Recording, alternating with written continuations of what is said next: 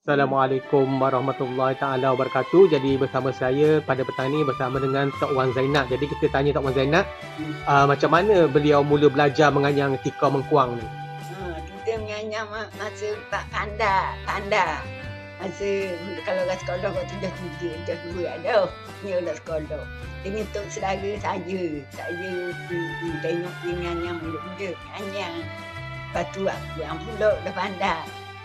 Saja je lah untuk saudara saya. Kita duduk untuk saudara itu. Jadi Tok Wan macam menganyang tika ni payah ke ataupun tidak menganyang tika mengkuang ni? Anyang tak payah. Nak boleh kekuang ni dalam pokok lah seluk tu. Bohok sangat. Tutup tangan ni habis kapung. Lepas tutup tu naik atas darat pula. Kerak pula yang sama. Lepas tu layu api. Lepas tu buang rugi pula. Lepas tu alu. Lepas pada tu luhut pula taumah. Tu tenang dah tu taumah dah. Luhut suruh lembut. Jadi Tok Wan rasa-rasanya selepas ni ada tak sesiapa yang nak meneruskan usaha ni di kalangan ahli keluarga Tok Wan dah nak buat tika mengkuang ni?